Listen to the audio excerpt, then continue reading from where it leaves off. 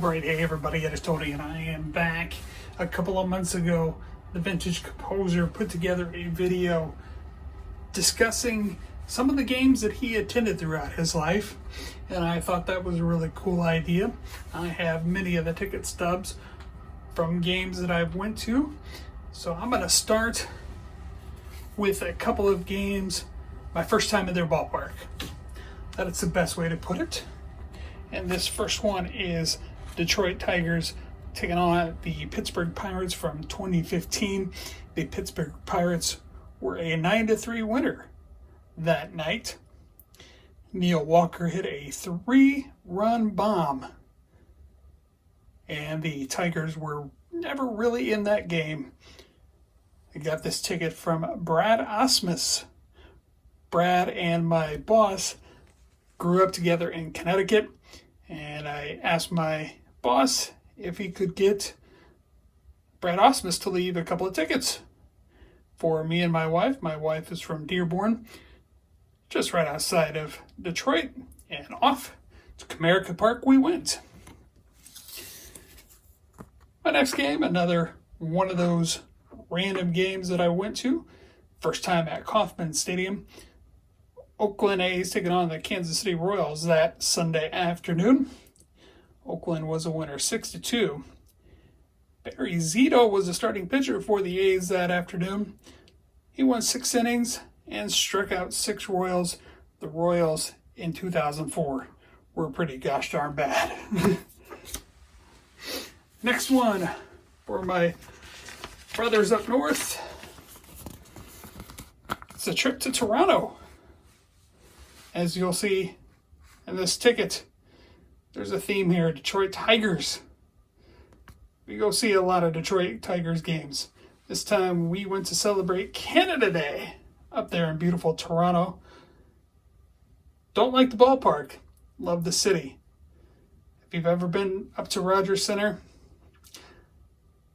not the most ideal place to watch a baseball game. Back to the baseball game, Detroit won that one 3-2 in 10 innings. Mike Fiers was the starting pitcher for the Tigers that day. 8 innings and 5 strikeouts. We might all remember that Monday Night Football used to be the game of the week back in the day. And my very first Monday Night Football game was the Indianapolis Colts and the Miami Dolphins in Indianapolis. The Colts were coming off an almost Super Bowl appearance, losing to the Pittsburgh Steelers the January before, as Jim Harbaugh heaved the pass late to the end zone, but it was incomplete, sending the Steelers to the Super Bowl. But back to this game, it was a defensive battle in this one. Colts were a winner 10-6. Jim Harbaugh was still the Colts quarterback that day. Bernie Kosar subbed in for an injured Dan Marino that night. Dan Marino broke his foot sometime early in the game, and Kosar ended up being sacked 5 times in that game. The highlight for the Dolphins that day, their punter. 5 punts, 245 yards. Not a good night for the struggling Miami Dolphins that day. 4 years later, we're going to go back to the RCA Dome. This time the Dolphins were a winner 34-31. Dan Marino nearing the end of his career. 393 yards, 2 touchdown passes. Outdueled a very young Peyton Manning that afternoon. Peyton Manning threw 3 touchdown passes and had an interception. Marino hit Rondé Gaston late in the game with 27 seconds left to give the Dolphins the 34-31 win. We're going to go to my hometown of South Bend now.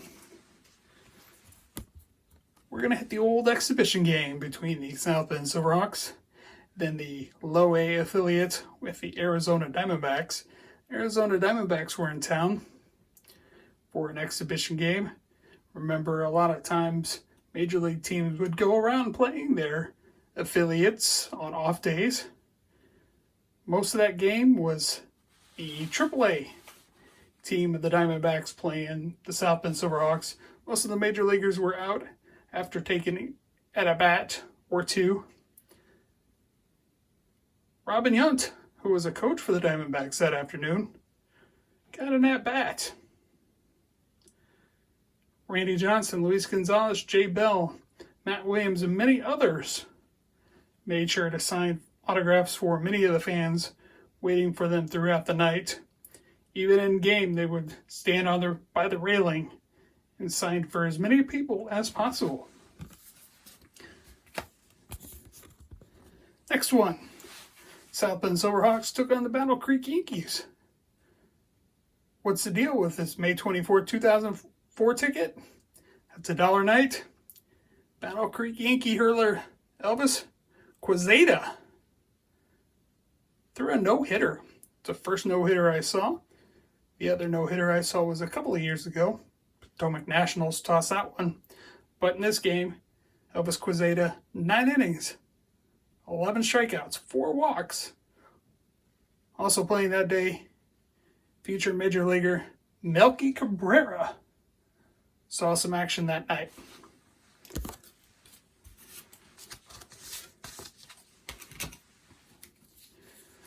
Staying in the wonderful hometown of South Bend, Indiana, Notre Dame football now. Notre Dame and Air Force, my very first Notre Dame football game. This was a week after the Catholics versus Convicts game. Notre Dame had no hangover following that game against the Hurricanes. Notre Dame beat Air Force 41-13 and remains second in the country. We're going to skip ahead a few years. And we're going to go to a 1997 Notre Dame and Navy game. Notre Dame had to hold on for this one. Notre Dame won 21-17. Future NFL defensive back Alan Arasam made a tackle at the 1-yard line with no time remaining. I went to this game. I was working at a restaurant not too far from campus, and a couple decided to leave this ticket for me as a tip. Continuing on with the Golden Domers, it's the next year. Notre Dame versus Army. Notre Dame had to hold on for this one too. The Fighting Irish beat Army 20-17 that day. And Johnny Sanders had an interception with 7 seconds left to seal the victory for Notre Dame that day. It's not all rainbows and butterflies with Notre Dame. I am going to include a loss here. Notre Dame versus Boston College here in 1999. Bob Davie was a terrible coach. Boston College won this one 31-29. As I said, Julius Jones had a punt return for a touchdown late. Julius Jones went on to play for the Dallas Cowboys for a few seasons. Bob Davie sucks. We're going to go to Major League Baseball now. This one is the St. Louis Cardinals taking on the Chicago White Sox. As a Cub fan, you know, Cleveland Cardinals are arch rivals. Tough to get tickets at either ballpark. So you do the next best thing. You go to the south side of Chicago to watch Mark McGwire launch home run number 30 of that 1998 season. White Sox, however, were a winner 10-8 in 11 innings that night. On to Baltimore, the Detroit Tigers taking on the Baltimore Orioles this evening. Baltimore was a winner 5-2. The highlight of the night, Tim Beckham hit the Baltimore Orioles' 10,000th home run, hitting home run 9,998. Adam Jones, and then hitting home run 9,999 that night. Wellington Castillo also hit a home run, but Tim Beckham, former top prospect for the Tampa Bay Rays, hit the 10,000th home run. Playoff baseball. Game 2 of the 2017 NLDS. did not go the Cubs' way. Washington Nationals won this one 6-3. Bryce Harper and Ryan Zimmerman both went deep in the 8th inning, which undid the Chicago Cubs that day. A few days later, the Cubs got their revenge in Game 5 of the NLDS. It's a 9-8 win for the Chicago Cubs. It was a 4-hour and 37-minute ball game. Started just after 8 p.m. and it was over almost at 1 o'clock in the morning. Addison Russell had 4 RBI that day for the Cubs as they won in 5 games and then lost to the Dodgers in the NLCS.